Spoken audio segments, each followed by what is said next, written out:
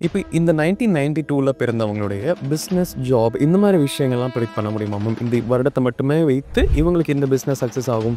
இந்த ஜாப்ல இருந்தா அவங்க சக்சஸ்ஃபுல்லா இருப்பாங்க அப்படிலாம் சொல்ல முடியுமா மேம்? 1992ல பிறந்தவங்க சொல்கிற வாக்கை காப்பாற்றணும் அப்படின்னு நினைப்பாங்க. அது சின்ன விஷயமா இருக்கட்டும், பெரிய விஷயமா இருக்கட்டும். ஒரு கமிட்மெண்ட் அப்படின்னு நம்ம வாயிலிருந்து வந்துருச்சு அப்படின்னா, அந்த நபர் நம்மளை பார்த்துட்டு இருக்காங்களோ பார்க்கலையோ, அவங்களுக்கு கொடுத்த கமிட்மெண்ட்டை நம்ம கரெக்டாக நிறைவேற்றணும். சொன்ன சொல்லுக்கு உண்மையாக இருக்கணும் அப்படிங்கிற ஒரு எண்ணம் அவங்களுக்கு உள்ளார இருக்கும். இந்த பிஸ்னஸ் ஜாப்னு விட இந்த செக்டாரில் இருந்த இந்த துறைக்குள்ளே இவங்க இருக்கும் பட்சத்தில் இவங்க ரொம்ப சக்ஸஸ்ஃபுல்லாக இருப்பாங்கங்கிறத சொல்லிடலாம். அது துல்லியமாக எதை வச்சு சொல்கிறோம் அப்படின்னா, பொதுவாவே 92ல பிறந்தவங்களுக்கு சக்சஸ் டைம் அப்படிங்கிறது எப்போ இருக்கும்? வாழ்க்கைனா என்னங்கிறத நிறைய கஷ்டப்பட்டு ரிலேஷன்ஷிப்லேயும் சரி, கரியர்லேயும் சரி, குடும்பத்துலேயும் சரி, ஃபினான்ஷியல்லையும் சரி நிறைய கஷ்டப்பட்டு இதில் எல்லா செக்டார்ஸ்லேயும் இவங்க பாடம் படித்த பின்ன மட்டும்தான் இவங்களுக்கு சக்ஸஸ் அப்படிங்கிறது வரும். திருமண வாழ்க்கை அப்படிங்கிறது எப்படி இருக்கும் மேம்? ஸோ திருமண வாழ்க்கையில் ஒரு யதார்த்தம் அப்படிங்கிறது இருக்கும். ஸோ ரொம்ப ஒரு கேஷுவல் லிவிங்காக இருக்கும். ஸோ ரொம்ப எக்ஸ்போஸ் பண்ண மாட்டாங்க. தன்னுடைய பார்ட்னரை பற்றியே ரொம்ப பெருமையாக பேசுகிறது, இல்லை அவங்க பக்கத்துலேயே உட்காந்துட்டு 4 பேரை வெறுப்பேற்றுறது, இந்த மாதிரியான விஷயங்கள்லாம் ரொம்ப பிடிக்காது. 1992ல பிறந்தவங்களே ஹெல்த் இஷ்யூஸ் அப்படிங்கிறது எப்படி இருக்கும்? அவங்க இந்த வருடத்துல பிறந்தனால கண்டிப்பா இந்த ஹெல்த் இஷ்யூ இருக்கும் அப்படின்னு ஏதாவது சொல்ல முடியுமா மேம்? 1992ல் பிறந்தவங்களுக்கு பொதுவாக வரக்கூடிய ஒரு ஆரோக்கிய குறைபாடு.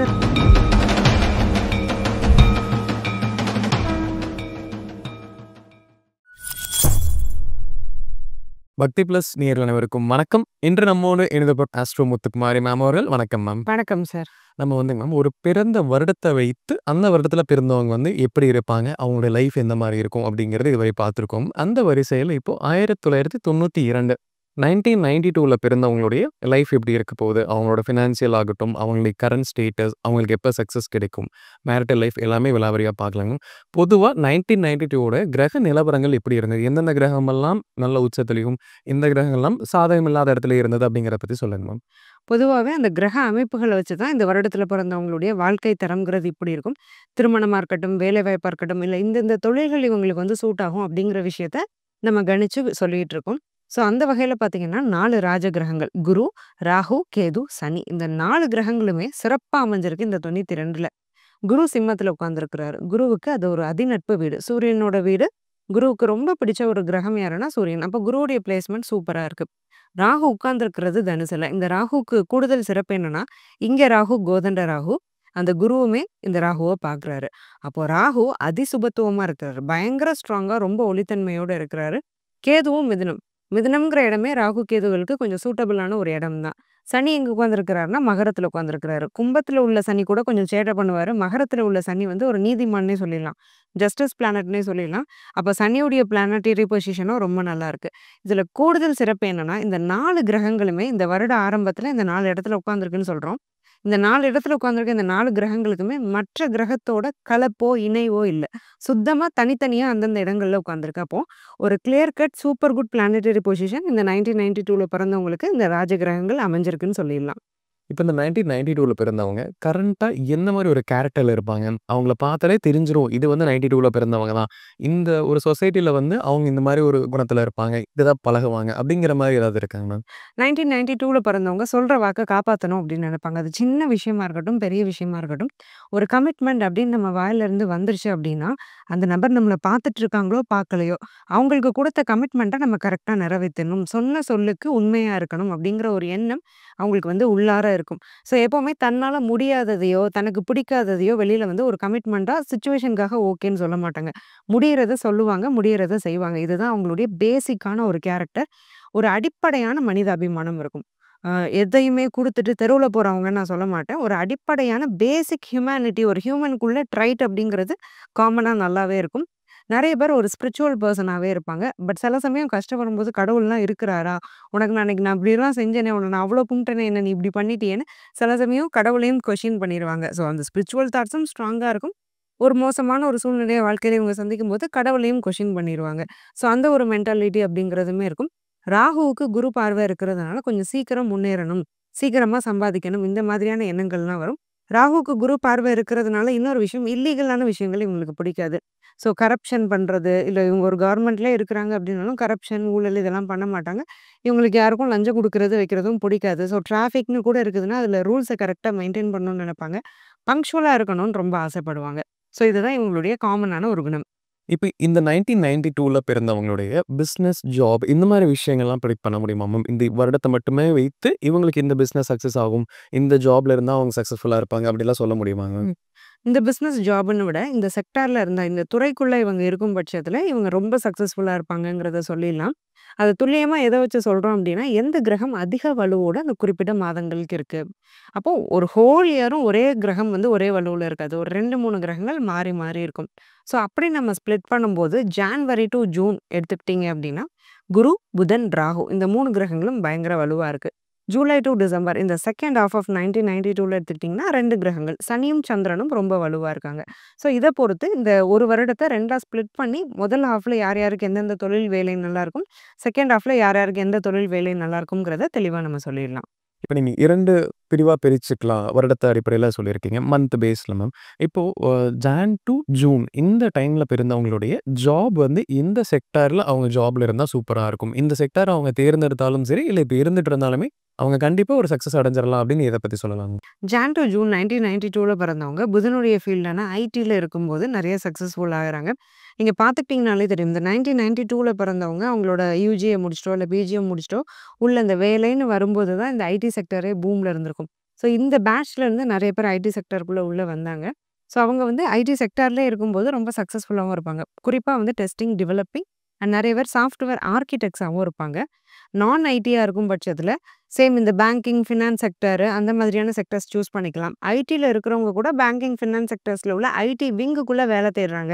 ஒருவேளை எனக்கு ஐடி வொர்க் அவுட்டே ஆகலன்னா, குரு ஸ்ட்ராங்கா இருக்கிறதுனால பேங்கிங், ஃபினான்ஸ்ல உள்ள ஐடி விங்ல வேலை தேடுறாங்க அப்படின்னா, அதுல வந்து இவங்க திரும்ப சக்சஸ்ஃபுல் ஆயிடுவாங்க.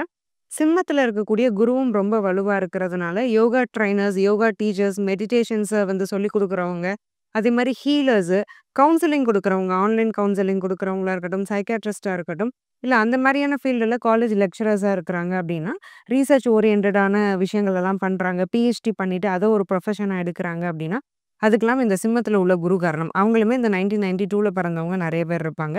அதே மாதிரி சிம்மத்துல இருக்கக்கூடிய குரு மெடிக்கல் ஃபீல்ட்லயுமே ஷைன் ஆக வைப்பாரு. ஏன்னா, தனுசுல இப்போ வந்து பார்த்துக்கிட்டீங்கன்னா, செவ்வாய் இருக்கிறாரு. செவ்வாய்க்கு வந்து குருவுடைய பார்வையும் இருக்கு. அப்ப சிம்மத்துல உள்ள குரு, தனுசுல உள்ள செவ்வாய். குரு, செவ்வாய், சூரியன் இவங்க 3 பேரும் தான் மெடிக்கல் மருத்துவர் ஆகணும்னா, அதுக்கு உதவி புரியக்கூடிய 3 முக்கூட்டு கிரகங்கள். ஸோ இந்த கிரகங்களுடைய அமைப்பு என்ன சொல்லுதுன்னா, மெடிசின் ஃபீல்டுக்குள்ளே இவங்க போனாலும், டெர்மடாலஜிஸ்ட்டா நெறைய பேர் இருப்பாங்க. அப்படி அந்த டெர்மடாலஜி ஃபீல்ட சூஸ் பண்ணி படிச்சவங்க ரொம்ப சக்சஸ்ஃபுல்லாவும் இருப்பாங்க. காஸ்மிக் சர்ஜனாவும் இவங்க இருக்கலாம்.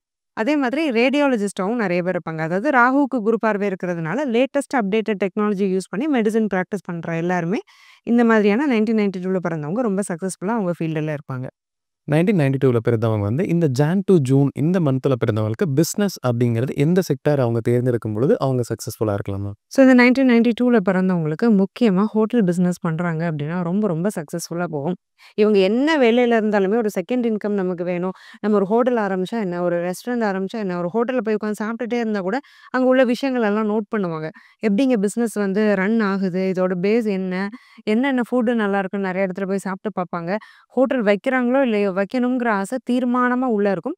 அதே மாரி ஹோட்டல், ரெஸ்டாரண்ட் பிசினஸ் வைக்கும்போது இவங்க ரொம்ப சக்சஸ்ஃபுல்லாவும் வருவாங்க. இன்னொரு முக்கியமான விஷயம் என்னன்னா, பிளட் பேங்க், லெபார்ட்டரி இந்த மாரியான விஷயங்கள் வைக்கிறாங்க. ஒரு மெடிக்கல் ஷாப் வைக்கிறாங்க. மெடிக்கல் ஹோல்சேல் கடை வைக்கிறாங்கனாலுமே அது ரொம்ப சக்சஸ்ஃபுல்லா வரும். ஸோ இன்னொரு கிரகமான ராகு ரொம்ப ஸ்ட்ராங்கா இருக்கிறதுனால மொபைல் ஆக்சஸரி ஷாப்ஸ், மொபைல ரிப்பேர் பண்ற கடைகள், லேப்டாப் அதோடைய உபகரணங்கள், ஸ்பேர் பார்ட்ஸ் இந்த மாரியான விஷயங்கள் வைக்கிறாங்கனாலும் நல்லாருக்கும். எலக்ட்ரிக்கல், எலக்ட்ரானிக் ஷாப்ஸ் இந்த விஷயமுமே ரொம்ப நல்லா போகும். புதன் நல்லா இருக்கிறதுனால டாக்குமெண்ட் ரைட்டர்ஸ் ஆகுறாங்க அப்படின்னாலுமே அது ரொம்ப நல்லா போகும். சைபர் செக்யூரிட்டி செல்ல வேலை செய்றாங்க. இல்ல அத வந்து ஒரு தொழிலா எடுக்குறாங்க. ஒரு பிரைவேட் டிடெக்டிவா இருக்கிறாங்க அப்படின்னாலும், அந்த தொழில்ல இவங்க ரொம்ப சக்சஸ்ஃபுல்லா வர முடியும். அந்த தொழில மெஜாரிட்டி சூஸும் பண்ணியிருப்பாங்க. இல்ல அது சம்மந்தப்பட்ட இன்ட்ரெஸ்ட்டும் இவங்களுக்கு இருக்கும். அத பர்ஸ்யூ பண்ணும்போது தே வில் பி சக்சஸ்ஃபுல். இப்ப 1992ல பிறந்த செகண்ட் ஹால்ஃப்ல பிறந்தவங்களுக்கு ஜூலை டூ டிசம்பர் இந்த காலகட்டத்தில பிறந்தவங்களுக்கு ஜாப் அப்படிங்கிறது என்ன மாரி செக்டார்ஸ் அவங்களுக்கு செட் ஆகும் மேம்? ஸோ 1992ல செகண்ட் ஆஃப் ஜூலை டூ டிசம்பர்ல பிறந்தவங்களுக்கு மார்க்கெட்டிங் அண்ட் சேல்ஸ் செக்டார் அப்படிங்கிறது ரொம்ப சூட் ஆகும். நெறைய பேர் பிடிஎம்மாவோ, பிடிஏவாவோ ஒரு பிசினஸ் டெவலப்மென்ட் மேனேஜர், அசோசியேட்ஸாவோ நெறைய கம்பெனிஸ்ல வந்து வொர்க் பண்ணிட்டு இருப்பாங்க. ஸோ பேசிக்கா கிளையண்ட்ட பிடிக்கிறது, டார்கெட் அச்சீவ் பண்றது அப்படிங்கிறத வந்து இவங்க பயங்கரமா பண்ணிட்டு இருப்பாங்க. அதே மாரி அடிக்கடி டிராவல் பண்ணக்கூடிய ஒரு தொழில்கள். அதே மாரி அதிகமா வேலைய மாத்திக்கிட்டே இருப்பாங்க. இந்த செகண்ட் ஹாஃப்ல பிறந்தவங்க பார்த்தீங்கன்னா, ஒரு வேலையில இருக்க மாட்டாங்க நிரந்தரமா. வேலைய மாத்திக்கிட்டே இருப்பாங்க. நெறைய பேரு வெளிநாடு, வெளி மாநிலம் போகணும் அப்படிங்கிற ஒரு இன்டென்ஷன் அப்படிங்கிறது ரொம்ப ஸ்ட்ராங்கா இருக்கும். இப்ப ஐடி ஃபீல்டுலே இருக்காங்கனாலுமே, அவங்களுக்கு சேல்ஸு, மார்க்கெட்டிங் இந்த மாதிரியான செக்டார் அப்படிங்கிறது ரொம்ப பிடிக்கும். அதே மாரி ஒரு ஆட் கிரியேட் பண்றது, தன்னை எக்ஸ்போஸ் பண்ணி தானே ஒரு மாடலா இருந்து ஒரு வேலை செய்றது, இந்த மாதிரியான விஷயங்களும் பண்ணுவாங்க. நெறைய லாயர்ஸ், அட்வொகேட்ஸ் அப்படிங்கிறவங்களும் இருப்பாங்க. என்ன ரீசன்னா, சனியும் இங்க ரொம்ப ஸ்ட்ராங்கு. ஜுடிஷியல் எக்ஸாம் எழுதுனாங்கன்னா கூட ஈஸியா ஜட்ஜ் ஆயிடுவாங்க. லீகல் அட்வைசர்ஸா இருப்பாங்க. நெறைய கன்சல்டன்சிஸ் வச்சிருப்பாங்க. ஸோ இந்த மாதிரியான தொழில்கள்ல தான் இவங்க வந்து உட்கார்ந்திருப்பாங்க. இப்ப 1992ல செகண்ட் ஹாஃப்ல இருக்கக்கூடியவங்களுக்கு பிசினஸ் அப்படிங்கிறது எப்படி இருக்கும் மேம்? இரும்பு தொழில், இரும்பு சம்மந்தப்பட்ட தொழில், கனரகம், heavy industries, manufacturing, plastic manufacturing இந்த மாதிரியான செக்டார்ஸ்ல 1992ல உள்ளவங்களுக்கு பிசினஸ் அப்படிங்கிறது அமையும். அமைந்தால் ரொம்ப நல்லாவும் இருக்கும். நீர் சம்மந்தப்பட்ட தொழிலா இருக்கலாம். அன்றாடம் அழுகி போகக்கூடிய பொருட்கள் வச்சு செய்யக்கூடிய ஒரு பொருளா இருக்கலாம். ஹோம்மேட் மசாலாஸ், ஹோம் குக்டு ஃபுட்ஸு இந்த மாதிரியான விஷயங்கள வச்சு வந்து பிசினஸ் பண்றாங்கனாலும் அதுதான். மீன் சம்மந்தப்பட்ட ஒரு பிசினஸு, மீன் கடை வச்சிருக்காங்க, ஃபிஷ் ஃபார்மிங் வச்சிருக்காங்க அப்படின்னாலுமே, அவங்களுக்கு வந்து ரொம்ப சக்சஸ்ஃபுல்லா போகும். ஸோ பொதுவாவே ட்ரேடிங் அப்படிங்கிறத அன்றாடம் அழுகி போகக்கூடிய பொருட்கள், அல்லது சாப்பிடக்கூடிய ஒரு பொருட்கள வச்சு பண்ணும் பட்சத்தில இவங்களுக்கு ரொம்ப சக்சஸ்ஃபுல்லா வர முடியும். ரொம்ப ஒரு அசுத்தமான இடத்த சுத்தம் பண்றது, அந்த மாரியான கான்ட்ராக்ட் எடுக்கிறது. ஃபார் எக்ஸாம்பிள் ரோடு போடுற கான்ட்ராக்ட் எடுக்கிறது, பப்ளிக் டாய்லெட் கான்ட்ராக்ட் எடுக்கிறது, மேன் பவர் சப்ளை இந்த மாதிரியான பிசினஸஸுமே இவங்களுக்கு ரொம்ப சூட் ஆகக்கூடிய பிசினஸஸ். இப்ப 1992ல பிறந்தவங்களுடைய ஜாப், பிசினஸ் இதெல்லாமே 2 பிரிவா பார்த்தோம் மேம். பொதுவாவே 92ல பிறந்தவங்களுக்கு சக்சஸ் டைம் அப்படிங்கிறது எப்போ இருக்கும்? இவங்களுக்கு இத்தன ஆண்டுகள்ல, இல்ல இனி வரக்கூடிய இத்தனாவது வயதுல வந்து ஒரு சக்சஸ் கிடைக்க போகுது அப்படின்னா, எதன் அடிப்படையில சொல்லலாம்? கண்டிப்பா அது எப்ப கிடைக்கும் மேம்? ஸோ இப்போ தோராயமா 33, 34 வயசு ஆகும் இவங்களுக்கு. 35 வயசுக்கு மேல சக்சஸ்ஃபுல்லா இருக்கக்கூடிய ஒரு ஜாதகம் தான் இவங்களுடையதா கண்டிப்பா அமையும். பின் யோக ஜாதகம் அப்படின்னு சொல்லுவோம். ஏன்னா குரு வலுத்துட்டாரு. குருங்கிறவரு ஒரு முதுமைய, மெச்சூரிட்டிய குறிக்கக்கூடிய கிரகம். அப்போ வாழ்க்கைனா என்னங்கிறத நெறைய கஷ்டப்பட்டு ரிலேஷன்ஷிப்லயும் சரி, கரியர்லயும் சரி, குடும்பத்திலயும் சரி, ஃபினான்ஷியல்லயும் சரி, நெறைய கஷ்டப்பட்டு இதுல எல்லா செக்டார்ஸ்லயும் இவங்க பாடம் படிச்ச பின்ன மட்டும் தான் இவங்களுக்கு சக்சஸ் அப்படிங்கிறது வரும். ஸோ, அப்போ ஒரு மன முதிர்ச்சியும், ஒரு உடல் முதிர்ச்சியும் ஓரளவுக்கு வந்த ஸ்டேஜுக்கு அப்புறம் தான் இவங்களுக்கு சக்சஸ் அப்படிங்கிறது வரும். 35 பிளஸ்ல 1992ல பிறந்தவங்க எல்லாருமே ரொம்ப சக்சஸ்ஃபுல்லா இருப்பாங்க. 1992ல பிறந்தவங்களுக்கு திருமண வாழ்க்கை அப்படிங்கிறது எப்படி இருக்கும் மேம்? ஸோ 92ல பிறந்தவங்களுக்கு பெரும்பாலும் திருமணம் வந்து லேட்டா தான் அமையும். ஸோ பொதுவாவே அந்த ஏர்லி 90ஸ் கிட்ஸ்க்கு வந்து லேட் மேரேஜ் தான் பாசிபிள்ங்கிறத நம்ம ஆல்ரெடி பேசியிருக்கோம். ஸோ திருமண வாழ்க்கையில ஒரு எதார்த்தம் அப்படிங்கிறது இருக்கும். ஸோ ரொம்ப ஒரு கேஷுவல் லிவிங்கா இருக்கும். ஸோ ரொம்ப எக்ஸ்போஸ் பண்ண மாட்டாங்க. தன்னுடைய பார்ட்னர பத்தியே ரொம்ப பெருமையா பேசுறது, இல்ல அவங்க பக்கத்திலேயே உட்காந்துட்டு 4 பேர வெறுப்பேத்துறது, இந்த மாரியான விஷயங்கள்லாம் ரொம்ப பிடிக்காது. வெரி டீசென்ட் கப்புலா வந்து இந்த 92ல பிறந்தவங்க வந்து அவங்களுடைய அந்த மேரேஜ் லைஃப்ப வந்து கொண்டு போவாங்க. 2 பேருக்குமே அந்த ஒரு பரஸ்பர அண்டர்ஸ்டாண்டிங் அப்படிங்கிறது இருக்கும். சின்ன சின்ன ஈகோ கிளாஷஸ் கண்டிப்பா வரும். என்ன இருந்தாலுமே மகரத்துல சனி ஆட்சியா இருக்காங்க. அதேமாரி ராகுவுக்கு குருவுடைய பார்வை இருக்கிறதுனால, இவங்களுக்கு பார்ட்னர் கிட்ட எக்ஸ்பெக்டேஷன் அப்படிங்கிறதும் நெறையா இருக்கும். பட் இவங்களோட பார்ட்னர் எப்படி இருப்பாங்க அப்படின்னா, ரொம்ப லெதார்ஜிக்கா, கேஷுவலா இருப்பாங்க. ஸோ இதெல்லாம் நான் பண்ணி தான் ஆகணுமா? பண்ணா தான் நான் வந்து ஒய்ஃபா? நான் இதெல்லாம் பண்ணா தான் நான் ஹஸ்பண்டா? அப்படிங்கிற மைண்ட் செட் இவங்களோட பார்ட்னர்ஸ்ட்ட இருக்கும். பட் இவங்களுக்கு நான் வெளியில ஷோ ஆஃப் பண்ணலைனாலும், உள்ள வீட்டுக்குள்ள நான் இதெல்லாம் எதிர்பார்க்கிறேன் அப்படிங்கிற ஒரு மைண்ட் செட் இருக்கும். இந்த ஒரு எமோஷனல் ஒரு டிஸ்கனெக்ட் மட்டும் தான் இருக்குமே தவிர, மித்தபடி மேக்ஸிமம் இவங்க மேரேஜ் லைஃப்ப வந்து நல்லாவே கொண்டு போயிடுவாங்க அப்படின்னு சொல்லிடலாம். இப்போ 1990ல பிறந்தவங்க சில பேர் இனிமே திருமணம் ஆகாதவங்களும் இருக்காங்க. சில நபர்களுக்கு திருமணமாகி டிவோர்ஸ் ஆனவங்களுமே இருக்காங்க. அவங்களோட எதிர்பார்ப்பு எல்லாமே நமக்கு எப்ப திருமணம் நடக்கும் அப்படிங்கிறதா இருக்கு. இந்த 92ல பிறந்தவங்களுக்கு இந்த டிவோர்ஸ் ஆனவங்க, இல்ல திருமணம் வாழ்க்கையில பிரச்சனை, இல்ல எனக்கு திருமணமே ஆகல அப்படிங்கிற எல்லாமே எந்த காலகட்டத்துக்கு பின் அதுக்கான யோகம் இருக்கு மேம்? ஸோ இவங்களுக்கு பார்த்துக்கிட்டிங்கன்னா, பொதுவாவே ராகு, கேது தோஷமும், செவ்வாய் தோஷமும் 92ல அந்த ஃபர்ஸ்ட் ஹாஃப்ல பிறந்தவங்களுக்கு குறிப்பா கிடையாது. என்ன காரணம்னா, ராகுவுக்கு குரு பார்வை இருக்கு. ஸோ ராகுவுக்கு குரு பார்வை இருக்கும்போது, கேதுவுக்கும் தோஷ நிவர்த்தி. செவ்வாயுமே வருட பிறப்புல குருவுடைய பார்வையில குருவுடைய வீட்ல இருப்பாரு. அப்போ மெஜாரிட்டி ராகு, கேது தோஷம், செவ்வாய் தோஷம் கிடையாது. அப்போ ஃபர்ஸ்ட் ஹாஃப்ல பிறந்தவங்க ஓரளவுக்கு சேஃப். ஒரு மே மந்த்துக்கு மேல நடக்கக்கூடிய பிறப்புகள்லயே வந்து மேரேஜ் லைஃப்ல சின்ன சின்ன டிஸ்டர்பன்ஸஸ், செப்பரேஷன் வரைக்கும் போறது. ஏன்னா சனி ஸ்ட்ராங்கா இருக்கிறதுனால கவரிமான் ஜாதி நான் என்ன ஏதாவது ஒண்ணு சொல்லிட்டேன்னா, நான் தாங்க மாட்டேன் அப்படிங்கிற ஒரு மைண்ட் செட்டும் வந்துரும். ஸோ இப்படி ஒரு வேள போயிடுச்சு, இல்ல டிலே ஆகுது. இவங்களுக்கு ஆல்ரெடி எக்ஸ்பெக்டேஷன்ஸ் ஹையா இருக்கும். அதனால டிலே ஆகுதுன்னா, இந்த 1992ல பிறந்தவங்க திருவிடைமருதூர் கோவிலுக்கு போய், அந்த சிவபெருமானுக்கு இவங்க பேர்ல திங்கட்கிழமை அர்ச்சனை வைக்கும்போதோ, அல்லது இவங்க ஜென்ம நட்சத்திரத்தன்னைக்கு அதே திருவிடைமருதூர் கோவிலுக்கு போய், அந்த சிவபெருமானுக்கு அர்ச்சனை வைக்கும்போதோ, இந்த திருமண தடை, தாமதம் அப்படிங்கிறது பரிபூர்ணமா நிவர்த்தியாயி, இவங்களுக்கு எதிர்பார்ப்புக்கு தகுந்த மாரியான ஒரு வாழ்க்கை துணை அமைவாங்க. அதே மாரி இந்த திருமண வாழ்க்கையில பிரச்சனை இருக்கு அப்படின்னாலுமே, இந்த தலத்துக்கு கணவன், மனைவியா போய் வழிபாடு செய்யும் பட்சத்துல, வழிபாடு செஞ்சு முடிச்சுட்டு இவங்க ஊருக்கு வந்து அன்னதானம் அப்படிங்கிறதையும் குடுத்துடணும். எங்க முடியுமோ அங்க குடுத்துடணும். குடுக்கும் பட்சத்தில அந்த திருமண வாழ்க்கையில உள்ள பிரச்சனைகளும் நீங்கி நல்லபடியா சிறப்பா வாழ்றாங்கங்கிறது உறுதி. 2வது திருமணத்துக்கு வெயிட் பண்ணிட்டு இருக்கவங்களுக்குமே இதே டெம்பிளுக்கு போயிட்டு வரும்போது 2வது திருமணம் அப்படிங்கிறது நல்லபடியா நடந்துரும். இப்ப 1992ல பிறந்தவங்களுக்கு வந்து ஃபினான்ஸ் அண்ட் இன்வெஸ்ட்மென்ட்ஸ் இந்த செக்டார்ஸ்ல அவங்களுக்கு வந்து எதுல முதலீடு பண்ணலாம்? என்ன மாரி இன்வெஸ்ட்மென்ட்ஸ் எல்லாம் அவங்க எடுக்கும்போது, அவங்களுக்கு அது வந்து ஒரு நல்ல ஒரு ரிட்டர்ன்ஸ் குடுக்கும் மேம்? கோல்டு ட்ரேடிங் அப்படிங்கிறத 1992ல பிறந்தவங்க பண்ணும்போது, அதன் மூலமா நல்ல ரிட்டர்ன்ஸ் லாபம் அப்படிங்கிறது இருக்கும். அதே மாரி ஷேர் மார்க்கெட் ஸ்பெகுலேஷன்ஸ் இந்த மாரியான விஷயங்கள்லயுமே இவங்க தாராளமா இன்வெஸ்ட் பண்ணலாம். ஏன்னா குரு நல்லா இருக்கும்போது, ஒரு அடிப்படையான ஃபினான்ஸ் நாலேட்ஜ் அப்படிங்கிறது இருக்கும். ஃபினான்ஸ்ல அகலக்கால் வைக்க மாட்டாங்க. ஸோ கொஞ்சம் கவனமாவே இவங்க மூவ் பண்ணுவாங்க. ஸோ அதனால இந்த 2 செக்டார்ஸ்ல இவங்க வந்து இன்வெஸ்ட் பண்ணிக்கிறாங்க அப்படின்னா ரொம்ப நல்லாயிருக்கும். சரி அதே இன்வெஸ்ட்மெண்ட்டே நாங்க எந்த பர்ட்டிகுலரான ஒரு ஃபீல்டுக்குள்ள நாங்க பண்ணணும் அப்படின்னு நீங்க கேட்டீங்கன்னா, நம்ம ஆல்ரெடி சொன்ன மாரி புதன் ரொம்ப ஸ்ட்ராங்கா இருக்கிறாரு. அப்போ ஏதாவது ஒரு ப்ராடக்ட்ஸ் கெமிக்கல் கம்பெனியா இருக்கலாம், இல்ல பெட்ரோல் கம்பெனியா இருக்கலாம். இந்த மாதிரியான கம்பெனிஸ்ல உள்ள ஷேர்ஸ் இவங்க வாங்குறது நல்லது. ஐடி கம்பெனியில உள்ள ஷேர்ஸ் இப்போ டாடா ஷேர்ஸ் வாங்குறாங்க அப்படின்னா, அது ரொம்ப நல்லாயிருக்கும். ஸோ ஒரு எக்ஸாம்பிளுக்கு டாட்டான்னு சொல்றேன். ஸோ இந்த மாரி ஐடி, டெக்னாலஜி ரிலேட்டட் கம்பெனிஸ்ல உள்ள ஷேர்ஸ வாங்கும்போது, அதன் மூலமா நல்ல லாபம் அப்படிங்கிறது இவங்களுக்கு கண்டிப்பா கிடைக்கும். இப்ப 1992ல பிறந்தவங்களே ஹெல்த் இஷ்யூஸ் அப்படிங்கிறது எப்படி இருக்கும்? அவங்க இந்த வருடத்துல பிறந்தனால கண்டிப்பா இந்த ஹெல்த் இஷ்யூ இருக்கும் அப்படின்னு ஏதாவது சொல்ல முடியுமாங்க? 1992ல பிறந்தவங்களுக்கு பொதுவா வரக்கூடிய ஒரு ஆரோக்கிய குறைபாடு, ராகுவுக்கு குரு பார்வை இருக்கு. அப்போ ரொம்ப ஈஸியா ஏதாவது ஒரு ஃபுட்டுக்கு இவங்க அடிக்ட் ஆயிருவாங்க. ஸோ இப்போ எல்லாருக்கும் ரொம்ப கண்ணு இருக்கக்கூடிய சாப்பாடு என்னதுன்னா, பிரியாணி, பரோட்டான்னு சொல்லுவோம். இத ஒரு ஸ்டைலா சொல்லுவோம். நெறைய ரீல்ஸும் வரும். எல்லாருமே இதுக்கு அடிக்ட் ஆவாங்கன்னா, இவங்க சூப்பர் அடிக்ட். பயங்கரமா அடிக்ட் ஆயிடுவாங்க. ஸோ டெய்லி ஒரே சாப்பாடு குடுத்தாலும், அது அன்ஹெல்தியான சாப்பாடா இருந்தாலும், அன்ஹெல்தின்னு தெரிஞ்சும் சாப்பிட்டுட்டே இருப்பாங்க. அப்போ ஃபுட் ஹேபிட் அப்படிங்கிறதுல ஒரு கண்ட்ரோல் இருக்காது. தனுசு அப்படிங்கிறது உங்க வயிறையும், தொடைப்பகுதியும் குறிக்கக்கூடிய ஒரு இடம். அங்க ராகு உட்காந்துட்டு குரு பார்வையும் இருக்கிறதுனால ஈஸியா தொப்பை போடும். ஸோ லோவர் பாடியில வெயிட் போடும். இதுக்கு காரணம் இந்த அன்ஹெல்தியான ஃபுட் ஹேபிட்ஸ். கொலஸ்ட்ராலும் நெறைய பேருக்கு வர்றதுக்கான வாய்ப்பு இருக்கு. ஐசைட் ப்ராப்ளம்ஸ் அப்படிங்கிறதும் நெறைய பேருக்கு வரும். உடல் உஷ்ணம் அதிகமா இருக்கும். அப்ப இந்த மாதிரியான விஷயங்கள்ல 1992ல பிறந்தவங்க ரொம்பவே கவனமா இருந்துக்க வேண்டியது அவசியம்.